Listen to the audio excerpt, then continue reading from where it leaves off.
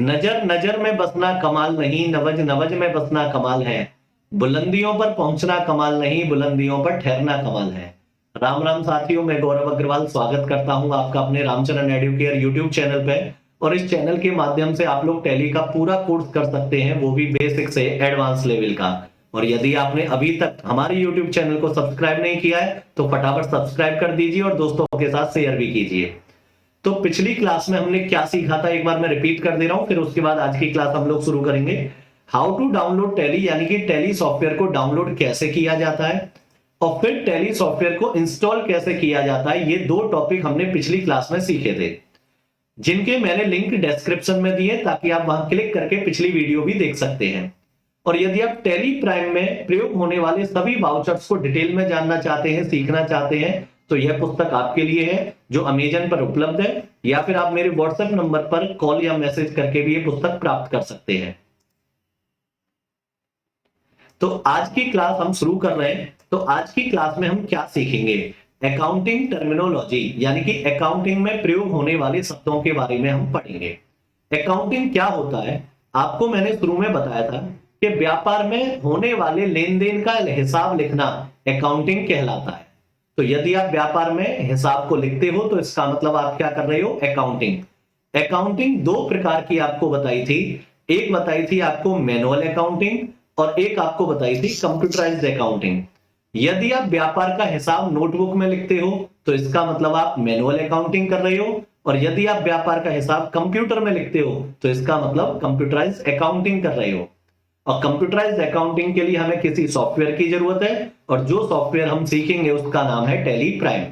तो tally prime में तो हम बाद में काम करेंगे, लेकिन हमें पहले मैनुअल अकाउंटिंग आनी चाहिए कि नोटबुक में हिसाब कैसे चढ़ाया जाता है। तो व्यापार में कौन कौन से शब्दों का प्रयोग होता है वो हम सीखेंगे। सबसे पहला शब्द हम सीखेंगे फाइनेंशियल ईयर, यानी कि वित्तीय वर्ष क्या होता है। फिर उसके बाद हम सीखेंगे ऑनर, यानी कि मालिक कौन होता है।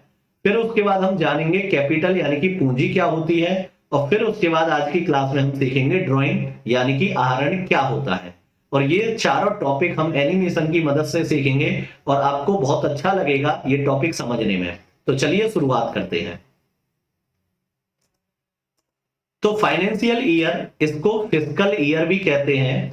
तो ईयर, फाइनेंशियल ईयर समझने से पहले हम देखते हैं 24 घंटे के समय को एक दिन कहा जाता है, 30 या 31 दिन के समय को एक महीना बोला जाता है, और 365 दिन के समय को एक वर्ष कहा जाता है। तो अब बात आती है फाइनेंशियल ईयर क्या होता है। तो जिस वर्ष व्यापार में होने वाले लेन देन के हिसाब को लिखा जाता है उसी वर्ष को वित्तीय वर्ष कहते हैं। यानी कि भारत में 1 अप्रैल से लेकर और 31 मार्च तक का समय वित्तीय वर्ष कहलाता है। अलग अलग देशों में अलग अलग वित्तीय वर्ष हो सकता है, लेकिन भारत में 1 अप्रैल से लेकर और 31 मार्च तक का जो समय होता है उसे वित्तीय वर्ष कहते हैं। यानी कि व्यापारी को अपना व्यापार का पूरा हिसाब 1 अप्रैल से 31 मार्च तक रखना है। तो अब वित्तीय वर्ष कौन सा चल रहा है, आज तारीख है 26 जनवरी 2024। तो अब जो वित्तीय वर्ष माना जाएगा 1 अप्रैल 2023 से और 31 मार्च 2024 तक माना जाएगा, और फिर 1 अप्रैल 2024 से 31 मार्च 2025 तक नया वित्तीय वर्ष माना जाएगा। तो वित्तीय वर्ष क्या होता है व्यापारियों के लिए, 1 अप्रैल से 31 मार्च तक के समय को वित्तीय वर्ष कहते हैं। यानी कि इस समय अंतराल में आपने जितना भी ट्रांजैक्शन किया है उसकी रिपोर्ट सरकार को चाहिए। फिर उसके बाद आज हम सीखेंगे दूसरा टॉपिक, यानी कि ऑनर, मालिक कौन होता है। तो ऐसा व्यक्ति जो व्यापार में निवेश करता है उसे उस व्यापार का मालिक कहते हैं। जैसे ये राम है और उसने एक फर्म खोली जिसका नाम रखा राम मोबाइल स्टोर। राम के पास कुछ पैसा भी है। अब राम ये चाहता है कि मैं अपना पूरा पैसा व्यापार में लगा दूं।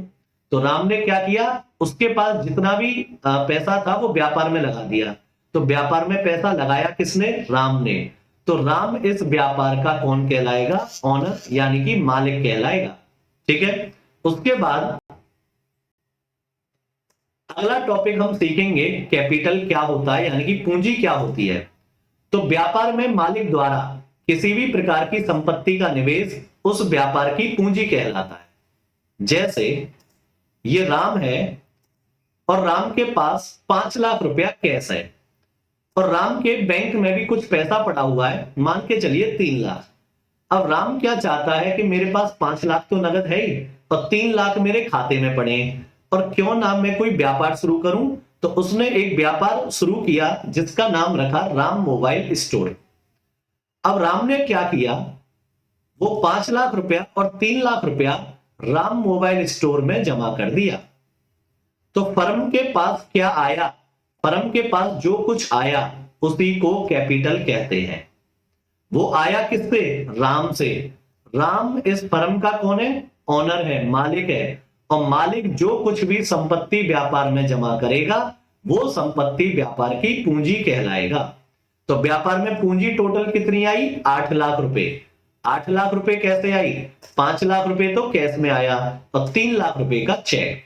तो व्यापार में पूंजी आई 8 लाख रुपए, 5 लाख कैश और 3 लाख का चेक। तो मालिक जब भी अपनी जेब से कुछ भी पैसा या सामान व्यापार में जमा करेगा, निवेश करेगा, वही सामान या पैसा व्यापार की पूंजी कहलाएगा। तो आ गई बात समझ में।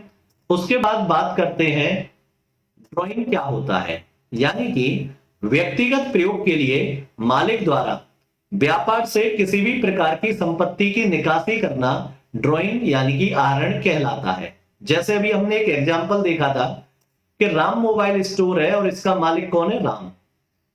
राम के पास 5 लाख रुपए तो कैश था और राम के खाते में 3 लाख रुपए था, जिसने चेक के द्वारा वो पैसा जमा कहां कर दिया, राम मोबाइल स्टोर में। तो राम मोबाइल स्टोर में जो टोटल 8 लाख आया वो आया था कैपिटल। अब राम के पास तो कुछ पैसा है नहीं, अब राम व्यक्तिगत खर्चे के लिए कुछ पैसा निकालना चाहेगा तो पैसा कहां से निकलेगा, राम मोबाइल स्टोर से। तो राम को जरूरत पड़ गई 2000 रुपयों की, तो राम ने क्या किया, 2000 रुपए फर्म से निकाल लिए। तो ये जो 2000 रुपए फर्म से निकाले हैं वो उस व्यापार का ड्राइंग कहलाएगा। तो यदि मालिक व्यक्तिगत प्रयोग के लिए कोई भी पूंजी व्यापार से निकालेगा तो उसे ड्राइंग कहते हैं। तो मालिक अपनी जेब से पैसा लगाएगा तो उसे कहेंगे कैपिटल, और मालिक अगर अपनी जेब के लिए यानी कि अपने खर्चे के लिए पैसा यूज करेगा, फर्म से निकालेगा, तो उसे कहेंगे ड्राइंग। तो आई बात समझ में। तो आज की क्लास में हमने 4 टॉपिक सीखे। फाइनेंशियल ईयर क्या होता है, तो 1 अप्रैल से 31 मार्च तक के समय को वित्तीय वर्ष कहते हैं। ऑनर मालिक कौन होता है, जो व्यक्ति व्यापार में निवेश करता है उसी को उस फर्म का मालिक कहते हैं। कैपिटल, यदि मालिक अपनी जेब से निवेश करता है तो जो कुछ भी निवेश हुआ है उसे फर्म का कैपिटल माना जाता है।